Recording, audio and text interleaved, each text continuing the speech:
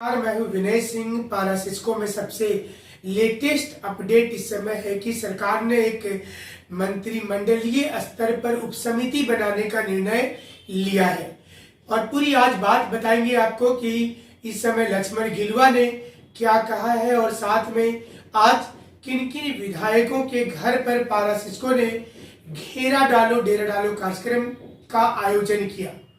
साथ में किस विधायक ने यह कहा कि पारा सिस्को के मामले में 32 विधायक का समर्थन पारा सिस्को के साथ है और झारखंड के 8 सांसद का भी पारा सिस्को के साथ है पूरा का पूरा समर्थन। उसके पहले आपको बताते हैं जो इस समय में प्रदेश अध्यक्ष लक्ष्मण गिलुआ का बयान आज काफी चर्चा में रहा। लक्ष्मण गिलुआ ने एक अपील करते हुए कहा है कि काम पर अगर लौट जाते हैं पारा शिक्षक तो फिर बात जरूर की जाएगी। लक्ष्मण गिलुआ ने आज बातचीत के दौरान नरमी का संकेत दिया और कहा कि सरकार कहीं भी आंख मूंद कर नहीं है, सारी चीजों को देख रही है, अधिकांश मांगों को मान लिया जाएगा। उन्होंने ये भी बताया कि जिन्हें बर्खास्त कर दिया गया है उन्हें वापस बुलाया जाएगा। बातों बातों में संकेत देते हुए लक्ष्मण गिलुआ ने कहा कि अब ये समय आ गया है कि पारा शिक्षकों के ऊपर में एक ठोस निर्णय लिया जाए। उन्होंने ये भी कहा कि अस्थाई वाला जो मुद्दा है इसमें कई अड़ंगा है, पेचीदा है, इसलिए इससे मानना थोड़ी दिक्कत होगी, लेकिन बाकी अन्य मांगों पर निश्चित रूप से विचार कर लिया जाएगा। मामला काफी आगे निकल गया है, आंदोलन काफी तीव्र है और बड़ा आंदोलन हो गया है। अब भारतीय जनता पार्टी के वरिष्ठ नेताओं को भी लगता है कि समय से मामले को सुलझा लिया जाता तो इतनी नौबत नहीं आती और अब ये मुद्दा इतना बड़ा हो गया है कि बैकफुट पर जाने के लिए ना तो पारा शिक्षक संघ तैयार है और ना सरकार। इसलिए लक्ष्मण गिलुआ ने सामने आकर कहा है कि वो चाहते हैं कि किसी न किसी प्रकार से इस पूरे मामले पर निपटारा हो जाए। पूरे मामले पर अब बीजेपी के वरिष्ठ अधिकारियों के स्तर से बातचीत की जाएगी। उन्होंने ये भी कहा कि पूर्वाग्रह को सरकार को छोड़ना चाहिए और उन्होंने ये भी बताया कि मुख्यमंत्री से भी उनकी बातचीत हुई है और बोला गया है कि मुख्यमंत्री को कि आप अपना जिद्दी रवैया को छोड़ दीजिए और पारा शिक्षकों के मांगों पर विचार करिए। दूसरी बड़ी खबर है आज की कि मेनका सरदार पोटका की विधायिका के घर पर डेरा डालो घेरा डालो कार्यक्रम आज आयोजित किया गया, धरना प्रदर्शन किया गया। वहां पर मेनका सरदार ने पारा शिक्षकों को संबोधित भी किया और कहा कि वो पारा शिक्षकों के साथ खड़ी है, उनकी समस्या को से वो अवगत है और कोशिश करेंगी कि वो अब सरकार के वरिष्ठ लोगों से बात करके पूरे मामले पर उनका स्पष्ट निर्देश लिया जाए कि पारा शिक्षकों की सैलरी बढ़ाने की दिशा में उपयुक्त कदम उठाया जाए। एक और बड़ी खबर आ जाई ईचागढ़ के विधायक साधु चरण महतो के वहां से। साधु चरण महतो ने आज कहा कि बीजेपी के 32 विधायक इस समय पारा शिक्षकों के आंदोलन के समर्थन में है। उन्होंने ये भी कहा कि गांव-गांव में पारा शिक्षकों के जाने में दिक्कत हो रहा है, पारा शिक्षकों के पास उन्हें जाने में तकलीफ हो रही है और विधायकों को अब गांव घूमने में भी दिक्कत हो रहा है। पारा शिक्षकों के संबंध में साधु चरण महतो ने कहा कि 8 सांसद का भी समर्थन इस समय पारा शिक्षकों के साथ है। उन्होंने कहा कि उनके सभी लोगों से उनकी बातचीत हुई है, पत्र लिखा है सरकार को साधु चरण महतो ने और उसमें लिखा है कि चुनाव में इसका असर पड़ेगा। अगर इसकी बात को नहीं माना गया, पारा शिक्षकों के बात को नहीं समझा गया तो चुनाव में इसका असर होगा और बीजेपी के लिए बाजी उल्टी पड़ सकती है। इसलिए शीघ्र ही इसका निश्चित रूप से निदान निकालना चाहिए। शिक्षा सचिव अमरेंद्र प्रताप सिंह को हटाने की बात की गई।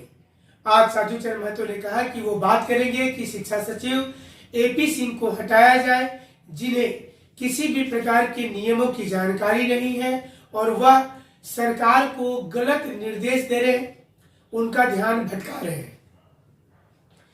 अगली जो बड़ी खबर हम तक है, इसमें एक खबर है कि सरयू राय ने, जो खाद्य और प्रसंस्करण मंत्री हैं, कुछ दिन पहले इनके आवास में भी घेरा डालो का कार्यक्रम हुआ था। सरयू राय ने छत्तीसगढ़ की नियमावली की फाइल मंगवाई थी।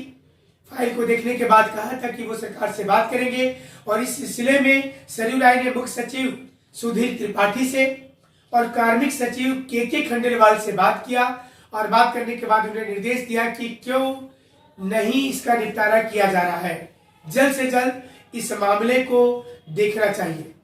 उन्होंने कहा कि सरकार को पूर्वाग्रह से ग्रसित होकर पाराशिक्षकों के साथ अन्याय नहीं करना चाहिए, बल्कि उनके पक्ष में निर्णय लेने का समय आ गया है। थोड़ा व्यवहारिक होकर सरकार को सोचना चाहिए। हड़ताल के कारण राज्य का पठन पाठन बंद है, स्थिति चौपट हो गई है। इससे पूरे भारत में राज्य की खराब छवि प्रस्तुत हो रही है। मंत्रिमंडलीय उपसमिति बनाने पर जोर देते हुए कहा कि शीघ्र ही इसका निपटारा करने के लिए इस पर बातचीत की जाए। उन्होंने ये भी कहा कि झारखंड सरकार के 8 मंत्री से उनकी बातचीत हुई है। 8 मंत्री पारा शिक्षक के साथ खड़े हैं।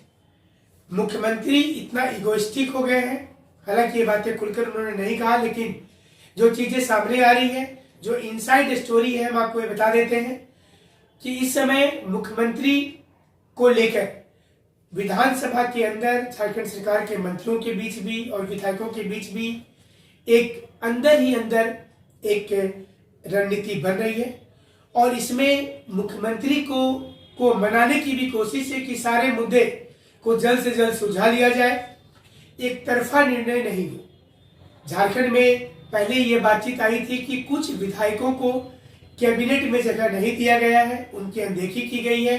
कुछ खास गुट के विधायकों को हटा दिया गया है, और जिन्हें कैबिनेट में जगह दिया गया है उनकी भी बात सुनी नहीं जाती है। इसे लेकर कई बार रस्सा कस्सी की खबर मीडिया में लगातार आती रही है, लेकिन अब पारा शिक्षकों के बहाने ही सारे विधायक एकजुट हो गए हैं।